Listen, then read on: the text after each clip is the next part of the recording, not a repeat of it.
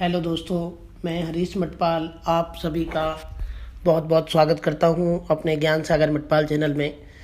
बच्चों, आज के इस वीडियो में मैं आपके लिए लेके आया हूं चैप्टर इंफ्रास्ट्रक्चर आधारिक संरचना 12th क्लास इंडियन इकोनॉमी। तो इस चैप्टर में question number first, define the concept of infrastructure. आधारिक संरचना का अर्थ समझाइए, बताइए कि इंफ्रास्ट्रक्चर क्या होता है। तो इंफ्रास्ट्रक्चर को हम देखते हैं।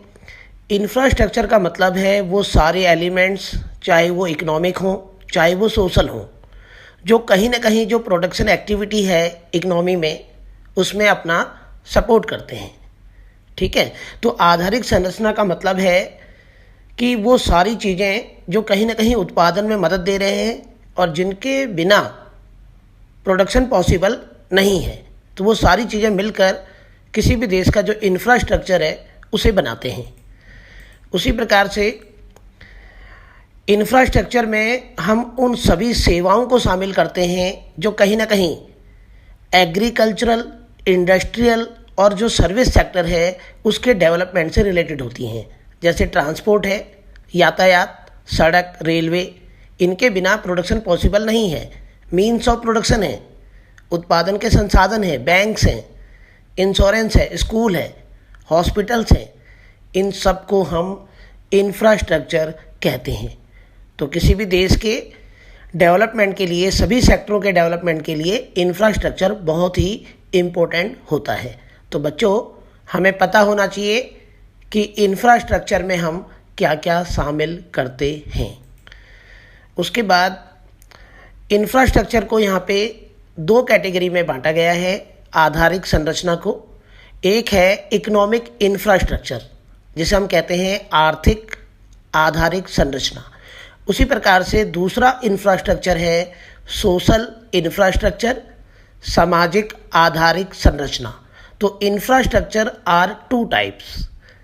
इकोनॉमिक इंफ्रास्ट्रक्चर में हम इंक्लूड करते हैं एनर्जी इलेक्ट्रिसिटी, ऊर्जा। दूसरा हम इसमें इंक्लूड करते हैं ट्रांसपोर्ट, यातायात, रोड्स, रेलवेज, एरोप्लेन। तीसरा इकोनॉमिक इंफ्रास्ट्रक्चर में जो इंक्लूड किया जाता है वो है कम्युनिकेशन, संचार। सिमिलरली जो सोशल इंफ्रास्ट्रक्चर है उसमें आता है स्कूल्स, उसमें आते हैं यूनिवर्सिटी और हॉस्पिटल्स, अस्पताल, और बच्चा नर्सिंग होम। ये सब चीज़ें सोशल इंफ्रास्ट्रक्चर को बनाती हैं। अब हम बात करेंगे क्वेश्चन नंबर 2 की। बताइए इंफ्रास्ट्रक्चर कितने के रूप क्या हैं और इंफ्रास्ट्रक्चर कितने प्रकार के होते हैं। ठीक है, तो अभी हमने बताया था कि इकोनॉमिक एंड सोशल इंफ्रास्ट्रक्चर, आर्थिक और सामाजिक आधारिक संरचना। तो इंफ्रास्ट्रक्चर आर टू टाइप्स, तो हमें डिस्कस करना है दोनों को। तो इंफ्रास्ट्रक्चर दो प्रकार के होते हैं, जिसमें इकोनॉमिक इंफ्रास्ट्रक्चर और दूसरा होता है सोशल इंफ्रास्ट्रक्चर। सबसे पहले हम देखते हैं इकोनॉमिक इंफ्रास्ट्रक्चर के बारे में बात करते हैं हम लोग, आर्थिक आधारिक संरचना। तो इकोनॉमिक इंफ्रास्ट्रक्चर में वो सारे एलिमेंट्स आते हैं, वो सारे इकोनॉमिक चेंजेस आती हैं, जैसे पावर है, ट्रांसपोर्ट है, कम्युनिकेशन है, जो कहीं ना कहीं इकोनॉमिक ग्रोथ के प्रोसेस में, जब भी हम ग्रोथ करना चाहते हैं इकोनॉमिकली, तो उस प्रोसेस में कहीं ना कहीं ये सब हमें सपोर्ट करते हैं।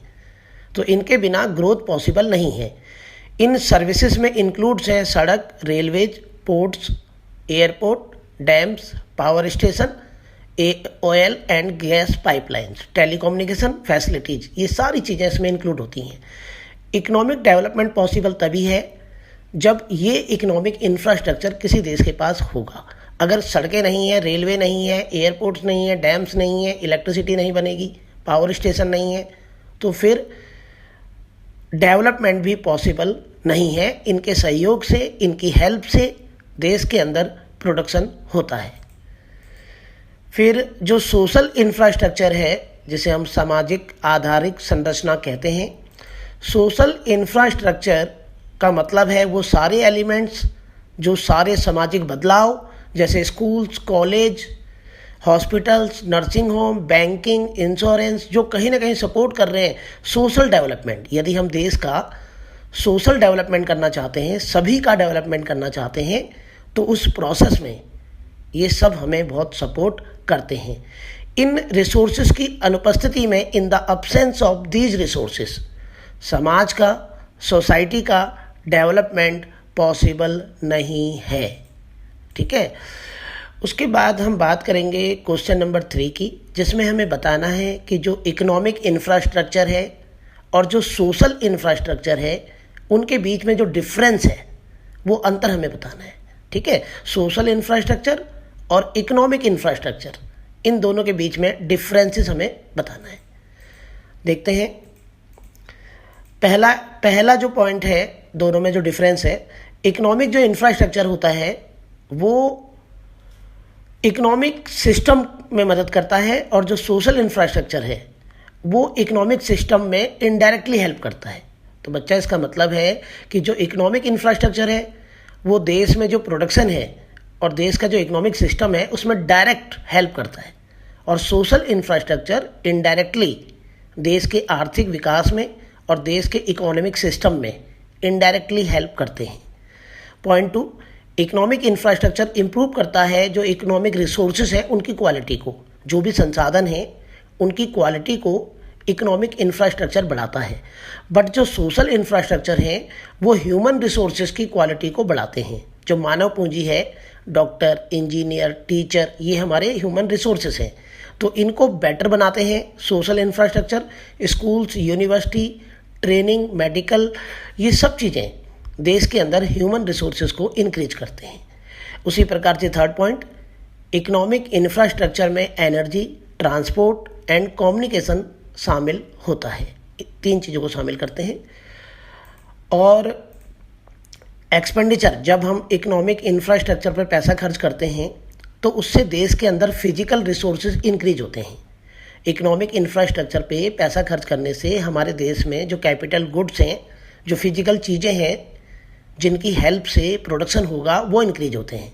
और जब सोशल इंफ्रास्ट्रक्चर पे हम पैसा खर्च करते हैं तो उससे देश के अंदर जो ह्यूमन रिसोर्सेज हैं उनमें इंक्रीज होता है। 5th पॉइंट, इकोनॉमिक इंफ्रास्ट्रक्चर हमें इकोनॉमिक जो इंफ्रास्ट्रक्चर है वो हमें ट्रांसपोर्ट देता है, कम्युनिकेशन देता है, और ये बहुत इंपॉर्टेंट होते हैं सोशल इंफ्रास्ट्रक्चर के लिए। बच्चा, अगर सड़क नहीं है, इलेक्ट्रिसिटी नहीं है, तो स्कूल, हॉस्पिटल्स कभी भी कुछ काम नहीं कर पाएंगे। तो कहीं ना कहीं जो इकोनॉमिक इंफ्रास्ट्रक्चर होता है वो सोशल इंफ्रास्ट्रक्चर के लिए बहुत ही इम्पोर्टेंट होता है। इस प्रकार इकोनॉमिक इंफ्रास्ट्रक्चर प्रमोट करता है सोशल इंफ्रास्ट्रक्चर को। फिर इकोनॉमिक जो इंफ्रास्ट्रक्चर है, यदि देश की ज़्यादातर पॉपुलेशन इलिटरेट है, बीमारियों से ग्रस्त है, बीमार है, तो कभी भी इकोनॉमिक इंफ्रास्ट्रक्चर नहीं हो पाएगा, स्ट्रॉन्ग नहीं हो पाएगा। इसलिए हम इकोनॉमिक इंफ्रास्ट्रक्चर और सोशल इंफ्रास्ट्रक्चर को एक दूसरे का कॉम्प्लीमेंट्री कहते हैं, और देश के डेवलपमेंट के लिए, देश में ग्रोथ के लिए सामाजिक इंफ्रास्ट्रक्चर और इकोनॉमिक इंफ्रास्ट्रक्चर दोनों ही मोस्ट इम्पोर्टेंट हैं बच्चों। फिर क्वेश्चन नंबर 4, बताइए कि इकोनॉमिक और सोशल इंफ्रास्ट्रक्चर एक दूसरे के कॉम्प्लीमेंट्री कैसे हैं। इसमें आप अपना ऑब्जर्वेशन लिखिए कि दोनों एक दूसरे के कॉम्प्लीमेंट्री हैं, समझाइए। सोशल इंफ्रास्ट्रक्चर मदद करता है स्किल्ड मैन पावर प्रोड्यूस करने में। भैया, सोशल इंफ्रास्ट्रक्चर अच्छा होगा तो देश में doctor, engineer, teacher, skilled person, उनकी संख्या ज़्यादा होगी। तो फिर उनकी संख्या ज़्यादा होगी तो फिर जो सड़क है उसके लिए इंजीनियर चाहिए, डैम्स हैं, ब्रिज हैं, तो वो भी बहुत ज़्यादा इंक्रीज होंगी। तो कहीं ना कहीं अगर देश में सोशल इंफ्रास्ट्रक्चर स्ट्रॉन्ग है तो फिर इकोनॉमिक इंफ्रास्ट्रक्चर भी स्ट्रॉन्ग हो पाएगा। तो हम बता रहे हैं कि इकोनॉमिक इंफ्रास्ट्रक्चर के लिए सोशल इंफ्रास्ट्रक्चर कितना इम्पोर्टेंट है। तो इसलिए सोशल इंफ्रास्ट्रक्चर हमेशा कंट्रीब्यूट करता है देश के इकोनॉमिक इंफ्रास्ट्रक्चर को स्ट्रॉन्ग करने में। तो हमने बताया कि इकोनॉमिक इंफ्रास्ट्रक्चर के लिए सोशल इंफ्रास्ट्रक्चर कितना इम्पोर्टेंट होता है। दूसरा, अब हम बताएंगे कि इकोनॉमिक इंफ्रास्ट्रक्चर सोशल इंफ्रास्ट्रक्चर के लिए कितना इम्पोर्टेंट है। भैया इकोनॉमिक इंफ्रास्ट्रक्चर हमें क्या देता है? सड़कें देता है, कम्युनिकेशन देता है, नेटवर्क, टेलीफोन, मोबाइल, इंटरनेट, ये कम्युनिकेशन सब हमें इकोनॉमिक इंफ्रास्ट्रक्चर देता है।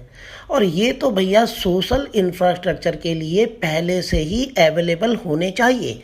स्कूल्स हैं, हॉस्पिटल्स हैं, अगर सड़क नहीं है तो बच्चा स्कूल, टीचर स्कूल कैसे आएंगे? हॉस्पिटल्स, स्कूल, ट्रांसपोर्ट नहीं है, इलेक्ट्रिसिटी नहीं है, कम्युनिकेशन नहीं है, तो हॉस्पिटल्स कैसे काम करेगा? तो कहीं ना कहीं इकोनॉमिक इंफ्रास्ट्रक्चर सोशल इंफ्रास्ट्रक्चर के लिए बहुत इम्पोर्टेंट होते हैं। तो हमने पढ़ा कि दोनों के दोनों एक दूसरे के कॉम्प्लीमेंट्री हैं और दोनों एक दूसरे के लिए एक दूसरे की हेल्प करते हैं और दोनों के दोनों एक दूसरे के बहुत ही इम्पोर्टेंट हैं, दोनों एक दूसरे के लिए। बात करेंगे क्वेश्चन नंबर 5 की। Explain the significance of economic and social infrastructure in growth and development of a country. किसी भी देश के विकास के लिए और समृद्धि के लिए बताइए economic and social infrastructure most important क्यों है, ये हमें बताना है। तो देखते हैं, इकोनॉमिक ग्रोथ का मतलब होता है कि हम प्रोडक्शन को इंक्रीज कर रहे हैं, जैसे TV, fridge, scooter, machines, tools, ये सब चीज़ें जो फिजिकल मटेरियल है ये इंक्रीज हो रहा है और पर कैपिटा इनकम बढ़ रहा है। इंफ्रास्ट्रक्चर देश के डेवलपमेंट के लिए मोस्ट इम्पोर्टेंट होता है। इस बात को हम कुछ पॉइंटों से समझाते हैं कि क्यों ये सब चीज़ें इम्पोर्टेंट है। क्योंकि इकोनॉमिक ग्रोथ होगा तो देश के अंदर जो प्रोडक्शन है ऑफ गुड्स एंड सर्विसेज वो भी इंक्रीज होगा। अगर हम प्रोडक्शन, देखो ये जो इकोनॉमिक इंफ्रास्ट्रक्चर है इससे देश के अंदर जो प्रोडक्शन कैपेसिटी है वो इंक्रीज होती है। भैया सड़कें हैं, इलेक्ट्रिसिटी अच्छा है, कम्युनिकेशन है, तो इससे जो प्रोडक्शन है, मशीन पूरा दिन काम करेगा अगर इलेक्ट्रिसिटी है, ठीक है, तो प्रोडक्शन कैपेसिटी बढ़ेगी। तो इंफ्रास्ट्रक्चर मदद करते हैं प्रोडक्शन की कैपेसिटी को बढ़ाने में। क्यों? क्योंकि जैसे एक एग्जांपल है इरिगेशन फैसिलिटी, खेतों में जो पानी दिया जाता है वो प्रोवाइड कराया जाता है, तो एग्रीकल्चरल का जो प्रोडक्शन है वो इंक्रीज होगा। अगर इरिगेशन फैसिलिटी भी तो इकोनॉमिक इंफ्रास्ट्रक्चर में आता है, तो जब सिंचाई की सुविधाएं होंगी तभी तो एग्रीकल्चर सेक्टर में प्रोडक्शन भी ज़्यादा होगा। उसी प्रकार से ट्रांसपोर्ट का फैसिलिटी अगर हम इंडस्ट्री को अवेलेबल कराएंगे तो इंडस्ट्री में भी जो प्रोडक्शन है गुड्स एंड सर्विसेज का बच्चा वो भी इंक्रीज होगा। इंड्यूस इन्वेस्टमेंट, जब अच्छा इंफ्रास्ट्रक्चर होता है, इलेक्ट्रिसिटी 24 घंटे रहती है, सड़कें अच्छी हैं, कम्युनिकेशन, इंटरनेट नेटवर्क अच्छा है, तो नई नई इंडस्ट्री सेटअप होती हैं और इन्वेस्टमेंट के लिए जो एंटरप्रेन्योर हैं वो प्रमोट होते हैं, ठीक है। तो इम्पोर्टेंट ऑफ इंफ्रास्ट्रक्चर ये है कि ये इन्वेस्टमेंट को इंड्यूस करता है। जो इन्वेस्टमेंट करने वाले लोग हैं वो ज़्यादा से ज़्यादा इन्वेस्टमेंट वहीं पे करते हैं जहां बहुत सारी फैसिलिटीज़ और जहां का इंफ्रास्ट्रक्चर बहुत अच्छा होता है, वहीं पे फर्में इन्वेस्टमेंट करेंगे। तीसरी इम्पोर्टेंसी है कि इंफ्रास्ट्रक्चर जो है मार्केट के साइज को बढ़ाता है। जब अच्छा इंफ्रास्ट्रक्चर होगा तो फर्मों की संख्या, दुकानों की संख्या बढ़ेगी, जिससे कहीं ना कहीं मार्केट का जो साइज़ है वो बढ़ेगा। तो इंफ्रास्ट्रक्चर की जो इम्पोर्टेंसी वो ये है कि ये मार्केट के साइज़ को बढ़ाता है। एक उदाहरण है, ब्रिटिश रूल के समय रेलवे लाइन को पूरे इंडिया में बिछाया गया, जिससे इंडिया के हर कॉर्नर पे जो गुड्स हैं वो भेजे गए, ठीक है। तो कहीं ना कहीं मार्केट जो ब्रिटिश थे, जो ब्रिटेन था, वो अपने प्रोडक्ट अगर चाहता है कि इंडिया के हर कोने में बिके तो उसके लिए पहले उसे इंफ्रास्ट्रक्चर अच्छा करना पड़ेगा, तब जाके मार्केट का साइज बढ़ेगा। इंफ्रास्ट्रक्चर एफडीआई को इंड्यूस करता है। अगर हमारे देश में इंफ्रास्ट्रक्चर अच्छा है, सड़कें, ट्रांसपोर्ट, कम्युनिकेशन, एनर्जी, ये सब चीज़ें बहुत अच्छी हैं, तो विदेशी निवेश आएगा। बाहर देश से फर्में इंडिया में इन्वेस्टमेंट करने आएंगे, जिससे हमारे पास जो फॉरेन करेंसी है वो इंक्रीज होगा और देश के डेवलपमेंट के लिए फॉरेन करेंसी बहुत ही इम्पोर्टेंट होती है, ठीक है। तो ये सब बातें इसमें बताई गई हैं कि भारत को अगर डेवलपमेंट करना है तो उसे अपना इंफ्रास्ट्रक्चर बहुत स्ट्रॉन्ग करना पड़ेगा। फॉरेन इन्वेस्टमेंट तभी बहुत ज़्यादा हो पाएगा जब इंफ्रास्ट्रक्चर देश के अंदर बहुत अच्छा है। पांचवा, इंफ्रास्ट्रक्चर आउटसोर्सिंग में बहुत हेल्प करता है। बच्चों, अगर हमारे देश के लोग इंडिया में बैठे बैठे रेस्ट ऑफ द वर्ल्ड की फर्मों को सर्विस देना चाहते हैं, हम यहाँ बैठे बैठे विदेशी लोगों को, विदेशी कंपनियों को अपनी सर्विस दे रहे हैं, तो पहले इंफ्रास्ट्रक्चर बहुत अच्छा होना चाहिए। इंफ्रास्ट्रक्चर जो है आज की डेट में, जैसे कोई डॉक्टर जो है इंडिया में बैठे बैठे किसी और देश के किसी मरीज का इलाज करना चाहता है, तो जब इंफ्रास्ट्रक्चर अच्छा होगा तभी वो कर पाएगा। अगर कोई टीचर यहाँ से किसी स्टूडेंट को वहाँ पढ़ाना चाहता है तो वो तभी पॉसिबल है जब हमारे पास इंटरनेट, इलेक्ट्रिसिटी, ये सब सही होगा। तो कॉल सेंटर, स्टडी सेंटर और जो मेडिकल टूरिज्म है, मेडिकल टूरिज्म क्या है? कोई अपना इलाज कराने इंडिया आ रहा है, तो वो इंडिया तभी आएगा जब इंडिया के हॉस्पिटल्स जो है में बहुत सारी फैसिलिटीज़ अवेलेबल होगी। तो आज की डेट में इंडिया मेडिकल टूरिज्म का हब बन चुका है। विदेशों से बहुत सारे लोग इंडिया में अपना इलाज कराने आते हैं। तो अब हम बात करते हैं क्वेश्चन नंबर 6 की। क्वेश्चन नंबर 6 में हमें बताना है कि जो इंफ्रास्ट्रक्चर है वो कैसे प्रोडक्शन को इंक्रीज करने में हेल्प करता है। यदि हम प्रोडक्शन बढ़ाना चाहते हैं तो प्रोडक्शन बढ़ाने के लिए इंफ्रास्ट्रक्चर हमारी कैसे हेल्प करेगा, ठीक है। तो इंफ्रास्ट्रक्चर हमें एक सपोर्ट जो है प्रोवाइड करता है, जैसे सर्विसेज, जैसे सड़कें हैं, रेलवे है, एयरपोर्ट, टेलीकम्युनिकेशन पोर्ट्स, फैसिलिटी, ये सब चीज़ें हमें इंफ्रास्ट्रक्चर देता है।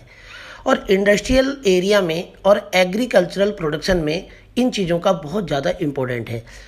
इसमें से कुछ फैसिलिटीज़ तो डायरेक्ट हेल्प करती हैं गुड्स एंड सर्विसेज के प्रोडक्शन को बढ़ाने में, और बाकी जो दूसरा जो सोशल इंफ्रास्ट्रक्चर है वो इनडायरेक्टली सपोर्ट करता है प्रोडक्शन को इंक्रीज करने में। तो कुल मिला के इकोनॉमी के जितने भी सेक्टर्स हैं उन सब में प्रोडक्शन ज़्यादा पॉसिबल तभी है जब हमारे पास अच्छा इंफ्रास्ट्रक्चर फैसिलिटीज हमारे पास होगा।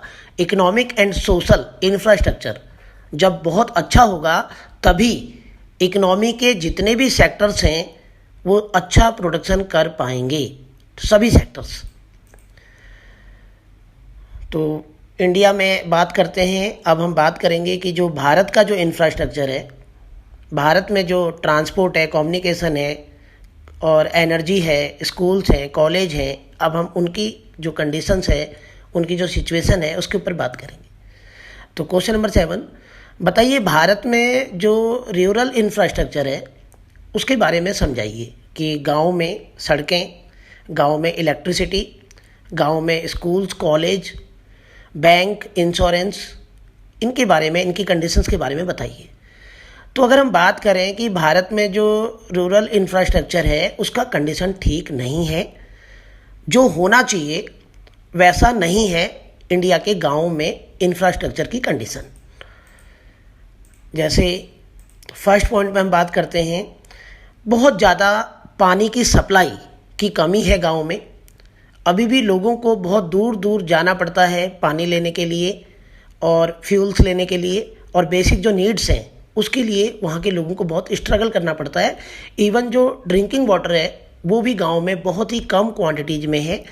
उन्हें जो है ट्यूबवेल का पानी पीना पड़ता है, डायरेक्ट सप्लाई का पानी उनके पास नहीं है। सेकंड पॉइंट, गांव में ज़्यादातर जो परिवार हैं वो बायोफ्यूल्स यूज़ करते हैं, जैसे खाना पकाने के लिए लकड़ियों का, और जो उपले होते हैं काऊ डंग किंग्स, उनको जो है कुकिंग के लिए यूज करते हैं, जिससे पॉल्यूशन और उनकी हेल्थ की कंडीशंस भी ठीक नहीं रहती हैं। तीसरा पॉइंट, गांव में जो हेल्थ फैसिलिटीज़ हैं, इस हॉस्पिटल्स हैं, उनकी संख्या भी गांव में बहुत कम है, जबकि आबादी गांव में ज़्यादा है। तो अभी भी कई गांव में हॉस्पिटल सरकार ने नहीं खोले हुए हैं। उसके बाद ट्रांसपोर्ट की जो सुविधाएं हैं गांव में वो भी बहुत कम हैं। अभी भी कई गांव सड़क से कनेक्टेड नहीं हैं। फिफ्थ पॉइंट, एजुकेशन में भी गांव के जो एरियाज हैं वहाँ बहुत कमी है। प्राइमरी एजुकेशन तो हर गांव में है, अप टू 5th क्लास तक स्कूल हर गांव में है, बट उसके ऊपर जो है स्कूल दूर दूर है, जहां बच्चों को बहुत दूर जो है एजुकेशन लेने के लिए, हायर एजुकेशन के लिए बच्चों को अपना गांव छोड़ के दूर जाना पड़ता है। क्वेश्चन नंबर 8 की बात करेंगे। क्या आप इस बात से सहमत हो कि जो टूरिज्म और जो कम्युनिकेशन है इंडिया में, वो बहुत ही कम डेवलप है, और उसकी वजह है भारत में इंफ्रास्ट्रक्चर की कमी। तो इंफ्रास्ट्रक्चर सही नहीं होने की वजह से क्या आप मानते हो कि इंडिया में जो टूरिज्म है, जिसमें लोग जो है विदेशों से इंडिया में घूमने के लिए आते हैं, जिससे हमारे पास विदेशी करेंसी हमें प्राप्त होती है और हम कमाते हैं, और communication, internet, 2G 3G 4G, internet की स्पीड और नेटवर्क, तो इस बात को समझते हैं हम लोग। तो ये बिल्कुल सही है कि इंडिया में जो टूरिज्म है वो बहुत ही कम विकसित है और देशों के कंपैरेटिवली। तो ट्रांसपोर्ट और कम्युनिकेशन तो बहुत इंपॉर्टेंट एलिमेंट्स होते हैं देश के टूरिज्म इंडस्ट्री को बढ़ाने के लिए। यदि हम टूरिज्म इंडस्ट्री बढ़ाना चाहते हैं तो ट्रांसपोर्ट और कम्युनिकेशन हमको सही करना पड़ेगा। ट्रांसपोर्ट सही नहीं है तो कोई घूमने के लिए आएगा कैसे इंडिया में, जाएगा कैसे, क्योंकि ट्रांसपोर्ट तो ठीक है ही नहीं। कम्युनिकेशन, उसको पता कैसे चलेगा कि कौन सी जगह पे क्या फैसिलिटीज़ है, तो कम्युनिकेशन ठीक होना चाहिए। तो ये दोनों चीज़ें बहुत इंपॉर्टेंट हैं अगर हम टूरिज्म इंडस्ट्री को बढ़ाना चाहते हैं। कम्युनिकेशन भी बहुत बड़ा जो है इम्पोर्टेंट होता है। पिछले कुछ दशकों से हम लोग जो है थोड़ा सा कम्युनिकेशन को सुधार रहे हैं। ट्रांसपोर्ट फैसिलिटी भी हमारी थोड़ी सी जो है कम है, लेकिन कोशिश कर रहे हैं हम लोग। तो ट्रांसपोर्ट फैसिलिटी थोड़ा सा धीरे धीरे डेवलप हो रही है इंडिया में, बट जो सप्लाई डिमांड गैप है कि जितना होना चाहिए उतना नहीं है। तो इंडियन जो रेलवे है उसमें भी इनएफिशिएंसी है, ट्रेनें जो है लेट हो जाती हैं, और डेफिशिएंसी हैं, लॉस में चल रही हैं, ट्रेनों में फैसिलिटी ठीक नहीं है। तो अभी भी बहुत ज़्यादा ज़रूरत है कि हम इन सब चीज़ों को सुधारें ताकि देश के अंदर जो टूरिज्म है और जो कम्युनिकेशन है वो स्ट्रॉन्ग हो। एयरवेज हमारा जो देखा जाए वो भी फैल रहा है, बट एक्सपेंशन बहुत स्लो है जो है, और इसके अलावा क्वालिटी भी ठीक नहीं है। उसी प्रकार से रोड ट्रांसपोर्ट भी बढ़ता जा रहा है, बट अभी भी जो है सड़कों की हालत, कंडीशन ठीक नहीं है। डोमेस्टिक जो वाटर ट्रांसपोर्ट है वो भी धीरे धीरे इंडिया में इंक्रीज हो रहा है। इंडिया जो है अपने ट्रांसपोर्ट इंफ्रास्ट्रक्चर को इम्प्रूव करने में लगा है ताकि टूरिज्म इंडस्ट्री प्रमोट हो। फॉरेन टूरिज्म बहुत इंपॉर्टेंट होता है, मैंने बताया बच्चा आपको, क्योंकि इससे हमें फॉरेन एक्सचेंज मिलता है, इससे हमें विदेशी करेंसियाँ मिलती हैं। तो अगर हमने अपने इन सब चीज़ों को डेवलप नहीं किया तो हम पे जो है विदेशी मुद्राओं की कमी हो जाएगी। ठीक है, इस तरीके से हमने इस क्वेश्चन को समझा। बात करेंगे क्वेश्चन नंबर 9 की। क्या आप इस बात से सहमत हो कि ये जो रेलवे ने जो मल्टी लेयर्ड फेयर, बच्चा मल्टी लेयर्ड फेयर का मतलब क्या है? इसका मतलब है कि एक ही डेस्टिनेशन पे जो ट्रेन जा रही है उस ट्रेन में जो किराया है वो डिफरेंट है, अलग अलग है। तो इसको समझाइए कि इससे रेलवे को क्या हेल्प मिला है। तो मैंने आपको बताया कि अगर रेलवे, माना कि दिल्ली से बॉम्बे जो ट्रेन जाती है उस ट्रेन में अलग अलग किराया है, फर्स्ट एसी का अलग, सेकंड एसी का अलग, थर्ड एसी का अलग, जनरल डब्बे का अलग किराया है। तो इससे रेलवे को ये फ़ायदा होना है कि इससे रेलवे की जो रेवेन्यू है वो इंक्रीज होना है। अब माना कि दिल्ली टू बॉम्बे जो ट्रेन जाती है उसमें अगर एक बराबर किराया रखा जाए तो वो अमीर आदमी जो ज़्यादा किराया देने को तैयार थे तो वहाँ से रेलवे का इनकम कम हो जाएगा। ठीक है, तो इसलिए रेलवे डिपार्टमेंट ने क्या किया, मल्टी लेयर्ड फेयर स्ट्रक्चर को जनरेट किया जिसमें किराया अलग अलग रखा गया और उसी प्रकार से उनमें सुविधाएं भी बढ़ाई गई। तो इससे रेलवे की इनकम बढ़ेगी और फिर वो इसी इनकम को अपने को बेहतर बनाने में यूज करेगा, जिसमें हाई स्पीड बुलेट ट्रेन लाएगा, मेट्रो चलाएगा, और जिससे इंडियन रेलवे की जो एफिशिएंसी है वो और अच्छा बढ़ेगा टेक्नोलॉजी जब आएगी। तो बात करेंगे क्वेश्चन नंबर 10 की। Explain the impotency of the health in infrastructure. बताइए इंफ्रास्ट्रक्चर में जो हेल्थ है उसका इम्पोर्टेंसी बताइए। भैया हेल्थ का इम्पोर्टेंसी तो होता ही है, बहुत important. Nothing is more important then your health. आपकी हेल्थ से तो कोई ज़्यादा इंपॉर्टेंट चीज़ हो ही नहीं सकती। Health is wealth. तो हेल्थ का मतलब होता है कि हम फिजिकली और मेंटली जो है बिल्कुल फिट हैं, और एक हेल्थी पर्सन देश के इंफ्रास्ट्रक्चर में बहुत इम्पोर्टेंट होता है, क्योंकि हेल्थी माइंड्स में ही, हेल्थी बॉडी में ही हमारा जो हेल्थी माइंड है वो रन करता है। तो हमारा दिमाग अच्छी तरह काम तभी करेगा बच्चा जब हमारा हेल्थ ठीक है। ठीक है, तो गुड हेल्थ का मतलब होता है, गुड हेल्थ जो है अच्छे स्वास्थ्य का अर्थ होता है कि ओवरऑल एफिशिएंसी हमारी इंक्रीज होगी। अगर कठिन से कठिन काम को हम बहुत आसानी से और बहुत अच्छे तरीके से करेंगे अगर हमारा हेल्थ ठीक है। दूसरा, जो लेबर का जो प्रोडक्टिविटी है, लेबर के अंदर जो प्रोडक्शन करने की कैपेसिटी है वो इंक्रीज होगा। तीसरा, जो मेंटल एबिलिटीज़ है, मानसिक रूप से हमारा जो कार्य करने की कैपेसिटी है वो इंक्रीज होगी। ठीक है। अब हम बात करेंगे question number 11, what are the principal indicator of the health care. किसी भी देश की हेल्थ के लिए ऐसे कौन से इंडिकेटर्स हैं जिससे हमें पता चलता है कि वहाँ का हेल्थ ठीक है। एक तो डेथ रेट लो होना चाहिए, लोग जो मर रहे हैं उनकी संख्या कम होनी चाहिए। इन्फेंट मोर्टेलिटी रेट भी कम होना चाहिए। 1 साल तक के बच्चे जो मर जाते हैं, जैसे 1000 बच्चे पैदा हुए तो 1 साल के अंदर कितने बच्चे मर गए, उनकी संख्या जितनी कम होगी उतना वो देश फिट होगा। और हाई एक्सपेक्टेंसी ऑफ लाइफ, लोग जो है ज़्यादा वर्ष तक, उनका जो एक नेचुरल डेथ है वो ज़्यादा एज तक होना चाहिए। और डेडली डिसीजेज, खतरनाक जो बीमारियां होती हैं उनकी संख्या भी देश में कम होनी चाहिए। और न्यूट्रिशन लेवल्स, खाने में जो पौष्टिक आहार है वो सबको मिलना चाहिए बेटर, तभी हम कह सकते हैं कि किसी भी देश का जो हेल्थ केयर है वो बहुत अच्छा है, बहुत बेटर है। बात करेंगे क्वेश्चन नंबर 12 की। बताइए हेल्थ फैसिलिटीज़ को रिफॉर्म करने में और उसको इम्प्रूव करने में आज़ादी के बाद इंडिया ने कहाँ तक सफलता इंडिया को मिली है। ठीक है, तो हमने अपने हेल्थ इंफ्रास्ट्रक्चर को आज़ादी के बाद कितना सुधारा है। तो देखते हैं रिफॉर्म। पहला रिफॉर्म क्या है, जो डेथ रेट है पहले ज़्यादा था अब कम हो गया है डेथ रेट। तो डेथ रेट पहले क्या था, 1000 में 27 थे और अब जो है पर 1000 6 हो गए हैं। तो यहाँ पे हम लोगों को सफलता मिली है। दूसरा, reduction in infant mortality rate, बच्चे जो मर जाते हैं उनकी संख्या में भी कमी आई है। अगर हम कुछ आंकड़े देखें तो पहले जो है 1000 बच्चे पैदा होते थे तो उसमें से 146 बच्चे 1 साल के अंदर मर जाते थे। आज बच्चों ये रिड्यूस होकर 32 हो गया है, 2017 तक का हमारा डेटा है। तो यहाँ पे भी हमें सफलता मिली है। एक्सपेक्टेंसी ऑफ लाइफ इंडिया में पहले बहुत कम था, पहले जो है 1000 आदमी जो मरते थे उनका एवरेज जो एज आता था 32 ईयर्स आता था। आज बच्चों हमने इसको 70 ईयर्स कर दिया है। और फीमेल का जो लाइफ एक्सपेक्टेंसी है वो मेल लाइफ एक्सपेक्टेंसी से ज़्यादा होता है। फीमेल ज़्यादा वर्ष तक जीवित रहती हैं। ठीक है।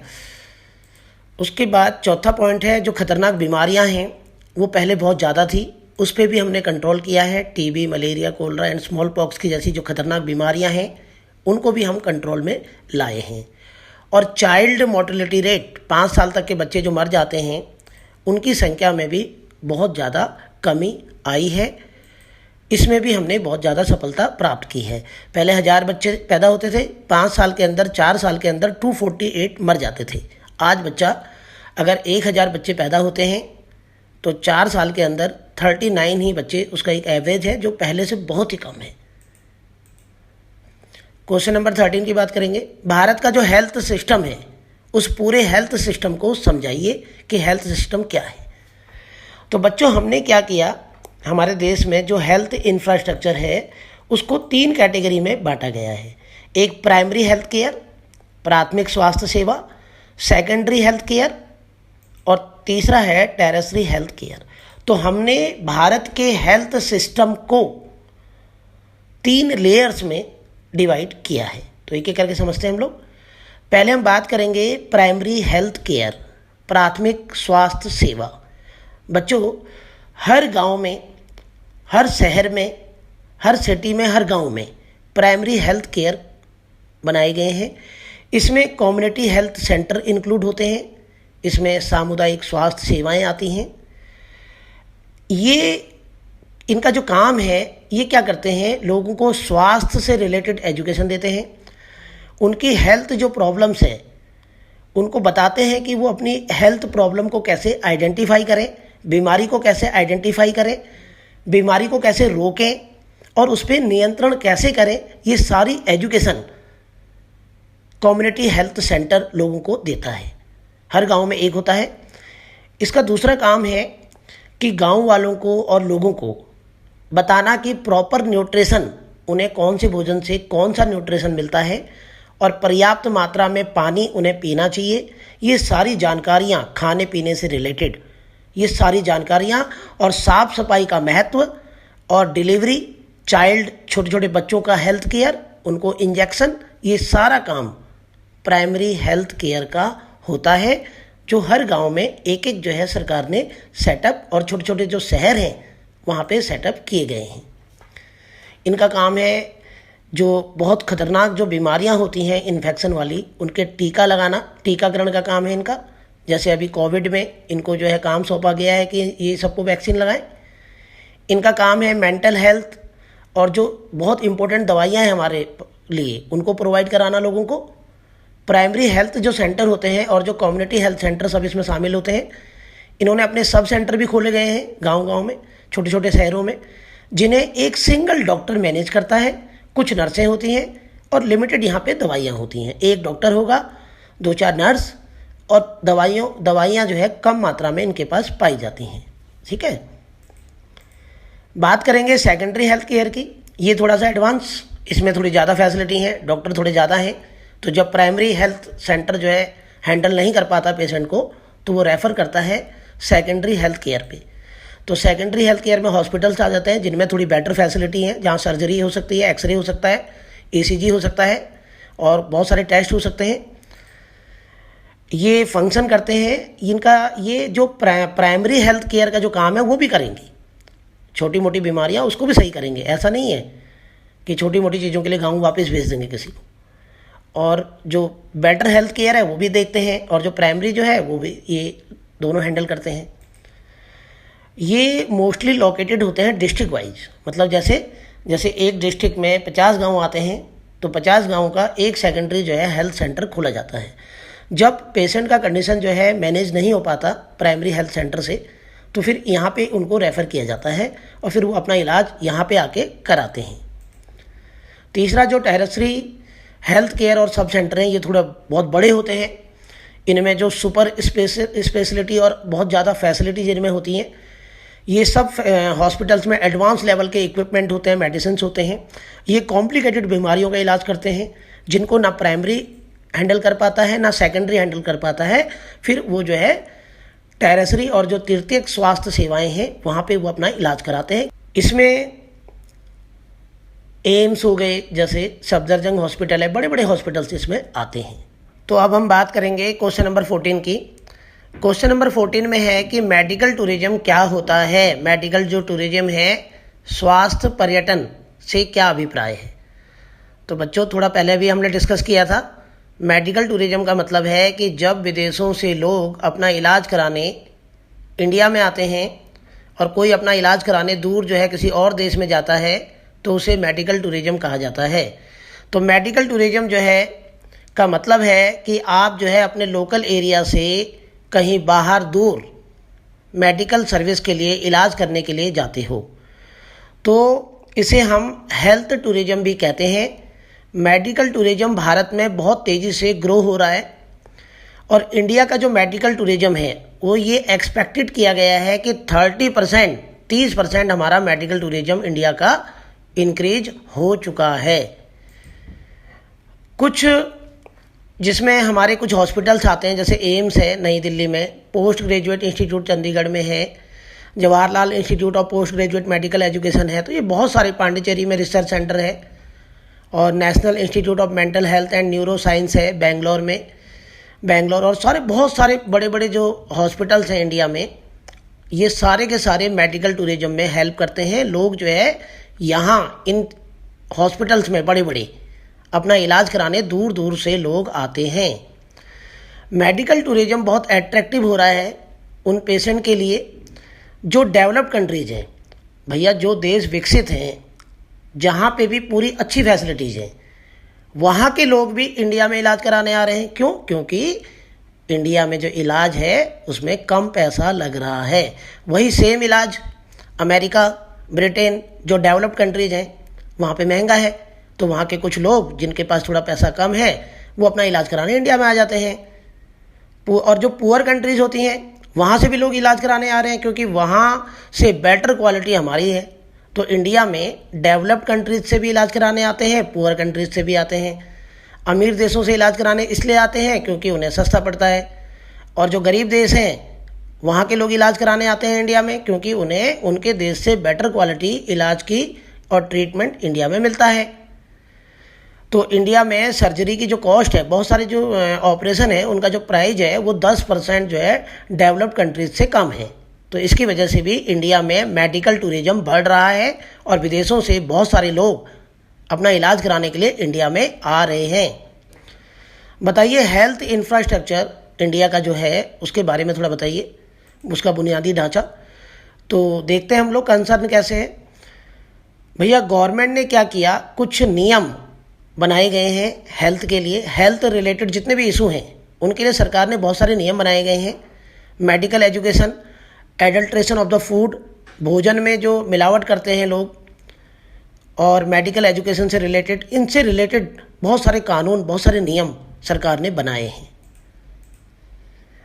यूनियन गवर्नमेंट जो सेंट्रल गवर्नमेंट है उसके पास बहुत सारी पॉलिसीज हैं जिनके थ्रू जो है फैमिली वेलफेयर और हेल्थ कंडीशन को सुधारा गया है।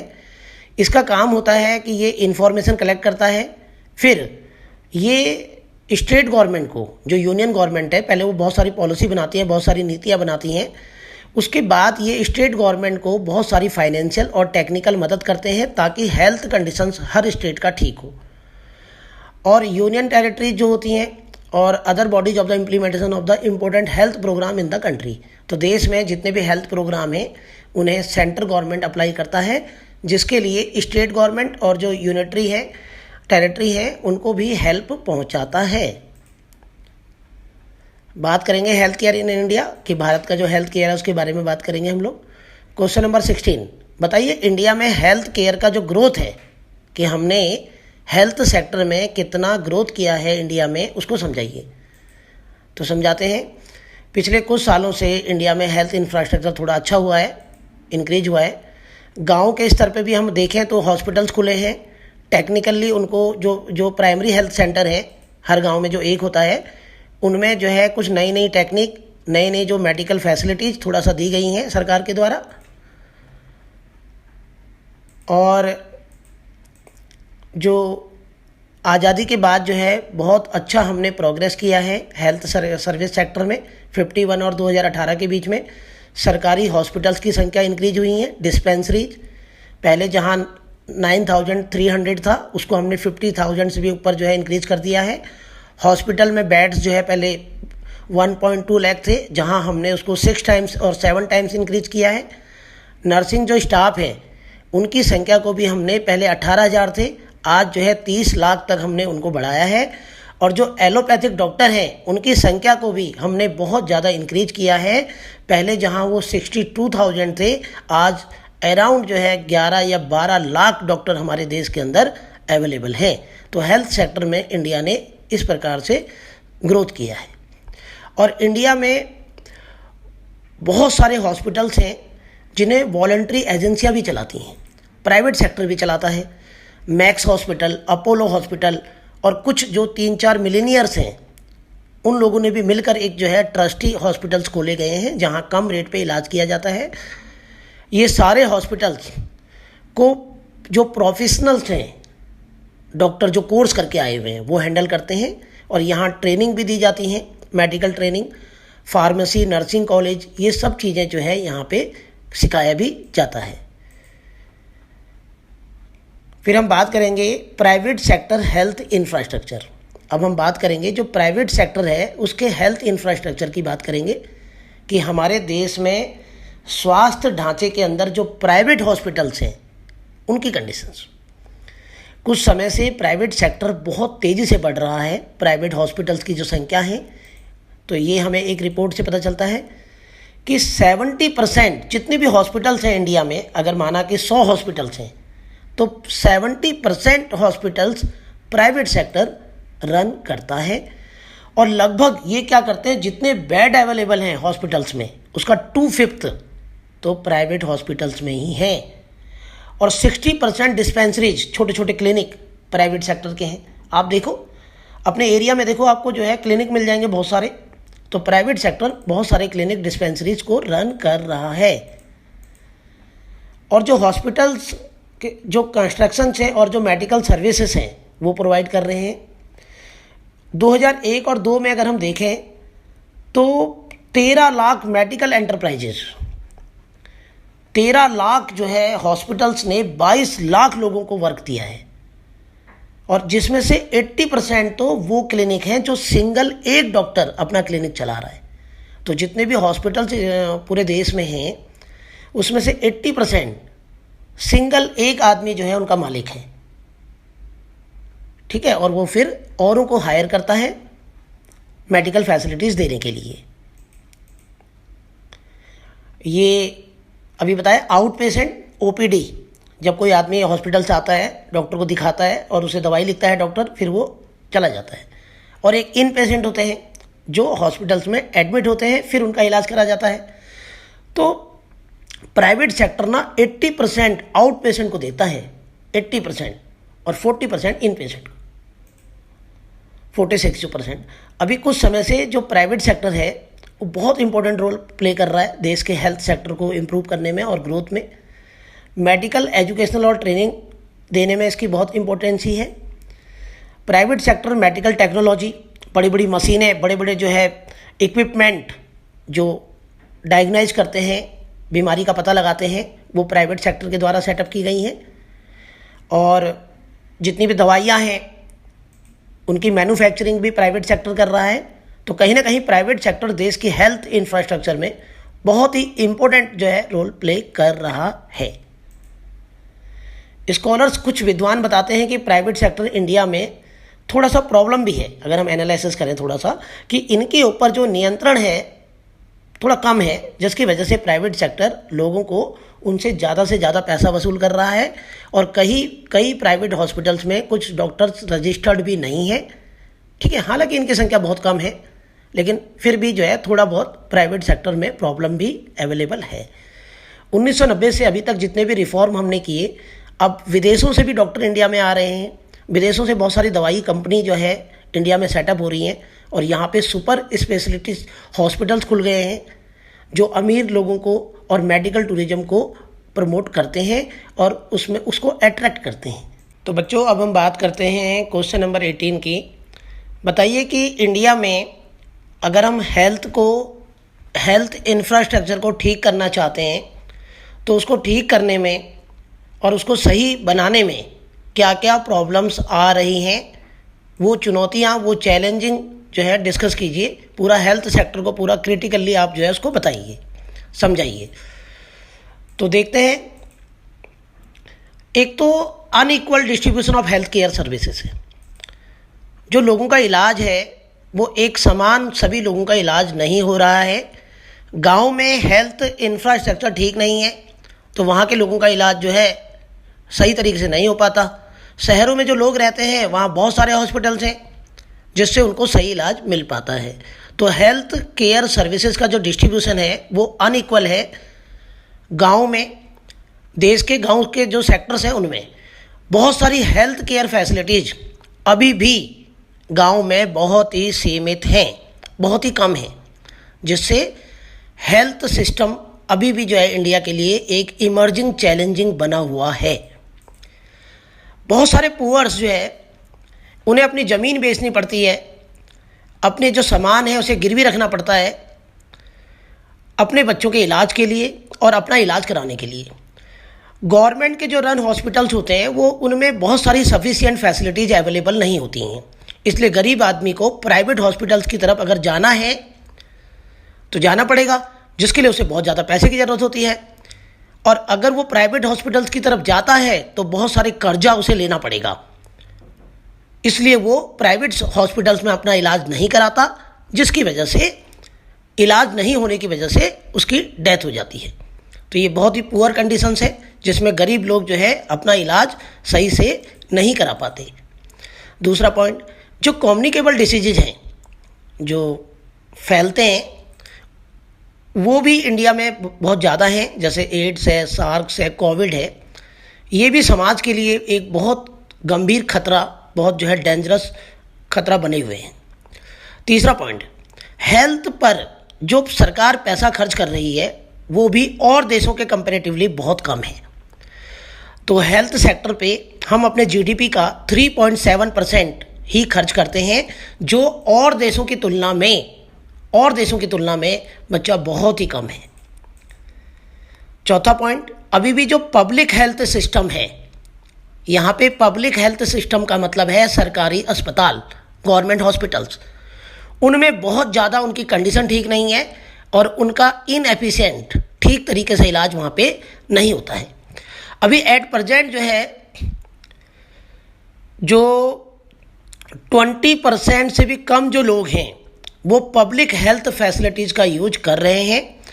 एक स्टडी से ये बताया गया है कि जो गांव में जो प्राइमरी हेल्थ सेंटर हैं उनमें 38% के पास ही डॉक्टर्स और थोड़ी बहुत फैसिलिटीज़ अवेलेबल हैं, और 30% जो सेंटर हैं उनके पास जो दवाई है वो सफिशिएंट है, और बाकी में जो मेडिकल फैसिलिटीज़ हैं वो ठीक नहीं है, डॉक्टर नहीं है वहाँ पे, दवाई नहीं मिलती, दवाई जो है अवेलेबल नहीं है, तो कंडीशन ठीक नहीं है जो पब्लिक हेल्थ सिस्टम है।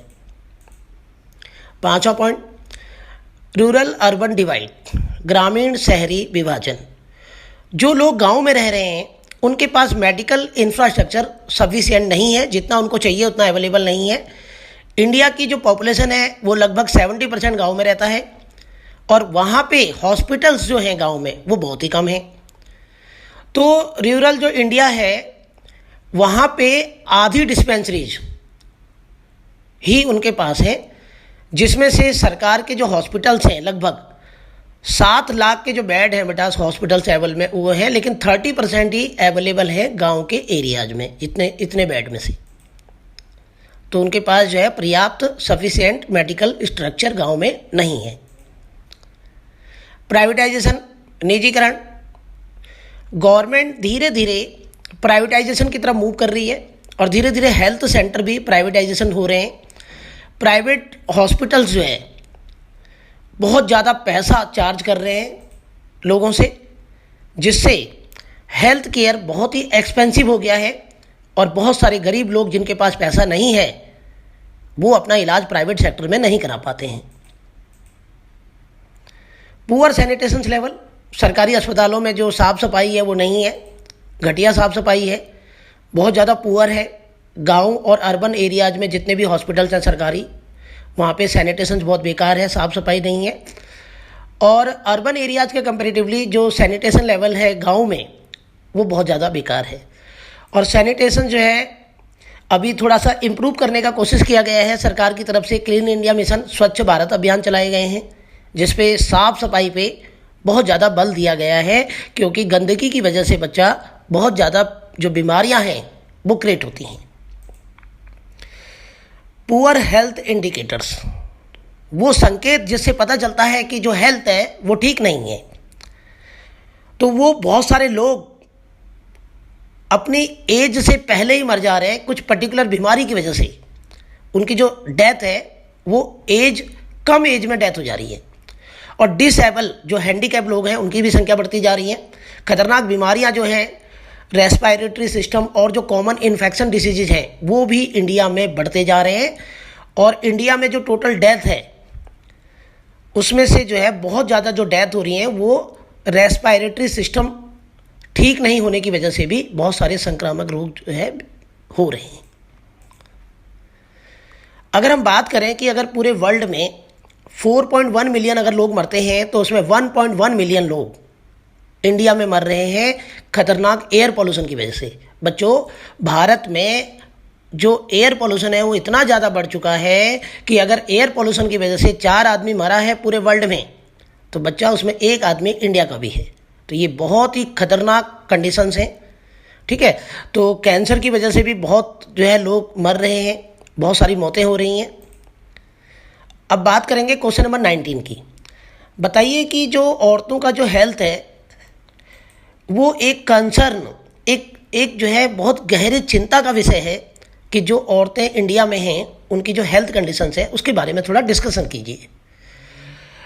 जो औरतों की हेल्थ है इंडिया में वो थोड़ा सा ठीक नहीं है, क्योंकि भारत में जो औरतों का जो 50% जो औरतें हैं वो 15 और 49 ईयर्स के बीच में उन्हें बहुत ज़्यादा प्रॉब्लम्स जो है, बहुत खतरनाक बीमारियां और जो न्यूट्रिशनल डेफिशिएंसी है, पौष्टिक आहार की कमी, वो बहुत ज़्यादा देखी जा रही हैं। और फीमेल फोर्टिसाइड का मतलब है कि जो पैदा होने से पहले लड़कियों को जो मार दिया जाता है वो बहुत ज़्यादा है इंडिया में, जिससे सेक्स रेशियो, मेल और फीमेल के बीच का रेशियो भी इंडिया में कम होता जा रहा है, मेल ज़्यादा फीमेल कम। तो ये भी एक बहुत ही कंसर्न और बहुत ही चिंता का विषय बना हुआ है इंडिया में जो औरतों की कंडीशन है।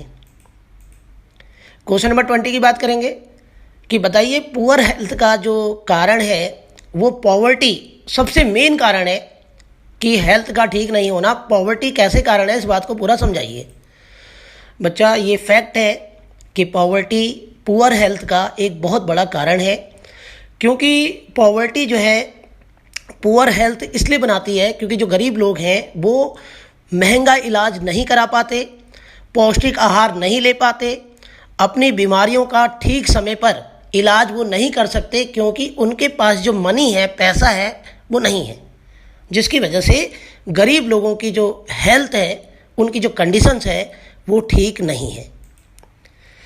दूसरी तरफ जो पुअर हेल्थ का जो कारण है फिजिकली और mentally abilities to work, poor health की वजह से हम शारीरिक और मानसिक रूप से काम नहीं कर पाते, जिससे कहीं ना कहीं हमारी जो इनकम है वो कम हो जाती है और उसकी वजह से फिर गरीबी होती है। तो दोनों पॉइंट को समझाना है कि गरीबी की वजह से हेल्थ ठीक नहीं होता, हेल्थ ठीक नहीं है तो हम काम नहीं कर पाते, पैसा अर्निंग नहीं कर पाते, जिससे हमारी इनकम कम हो जाती है और बच्चा हम और गरीब हो जाते हैं। Question number 21, global burden of diseases क्या है? वैश्विक रोग भार GBD क्या है, इसे समझाइए। ये ग्लोबल जो बर्डन ऑफ डिसीजेज है वो एक इंडिकेटर है जिससे हमें पता चलता है कि पूरे विश्व में हेल्थ प्रॉब्लम्स चल रही हैं।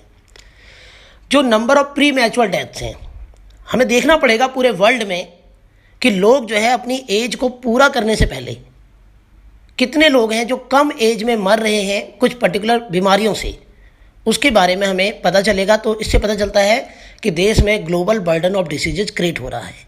ठीक है।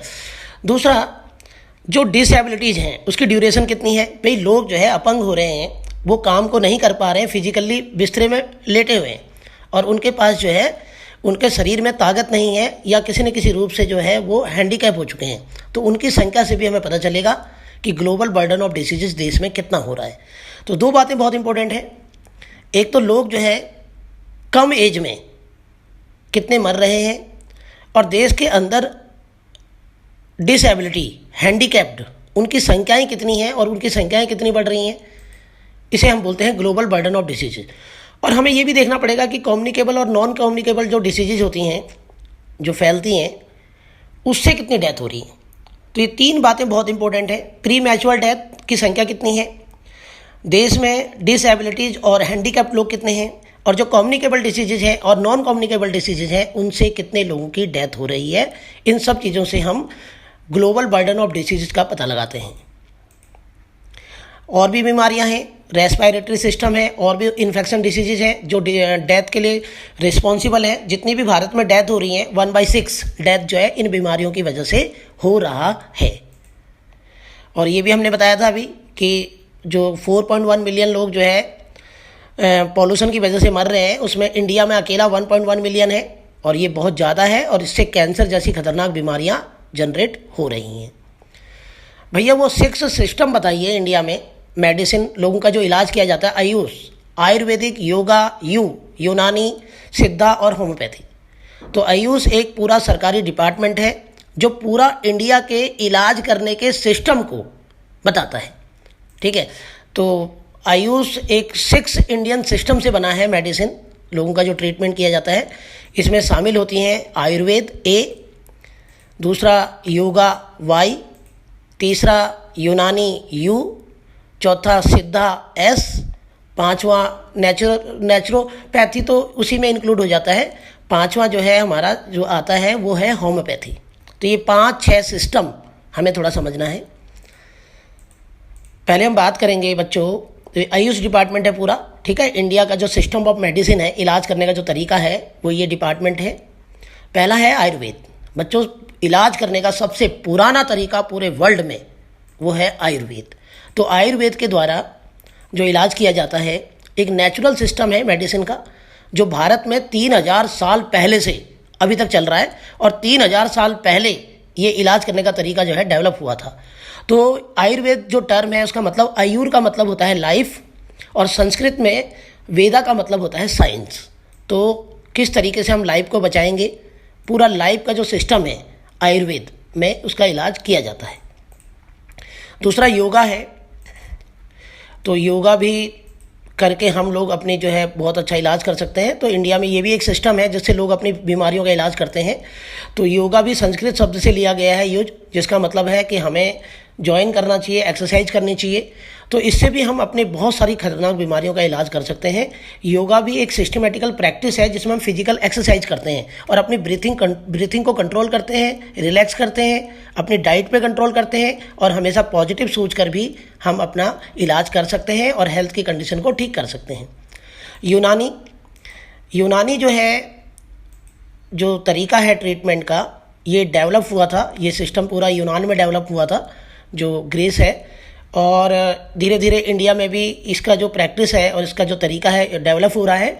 इसमें कुछ हर्बल मेडिसिन होती हैं, डाइटरी प्रैक्टिस होती हैं, कुछ अल्टरनेट थेरेपी होती है जिससे इलाज किया जाता है।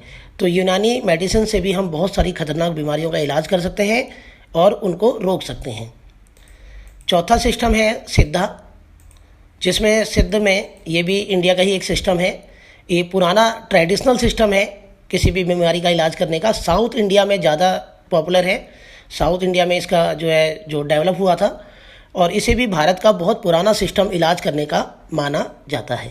नेचुरोथेरेपी, प्राकृतिक, तो नेचुरोपैथी में नेचुरोपैथी में भी जो हर्बल्स होते हैं, जो प्लांट्स होते हैं, उससे इलाज किया जाता है। बहुत सारे नेचुरल जो फूड्स हैं, मसाज करके, बहुत सारे अदर टेक्निक्स हैं, और आर्टिफिशियल ड्रग्स देकर भी हम आर्टिफिशियल ड्रग्स के कंपैरेटिवली हम नेचुरल तरीके से मसाज करके और नेचुरल फूड के तरीके से बीमारियों का इलाज इस सिस्टम में किया जाता है। होम्योपैथी भी इलाज का एक बहुत अच्छा सिस्टम है। होम्योपैथी वो मेडिकल साइंस है जिसमें इलाज किया जाता है कि इसमें ये बिलीव किया जाता है कि हमारी बॉडी अपने आप को खुद सही कर सकती है। तो ये जर्मनी में 1700 में डेवलप हुआ था ये तरीका। इसमें प्लांट्स, मिनरल्स के द्वारा, नेचुरल जो सब्सटेंसेस हैं उनके द्वारा थोड़ी थोड़ी अमाउंट देकर, थोड़ी कम मात्रा में देकर इलाज किया जाता है।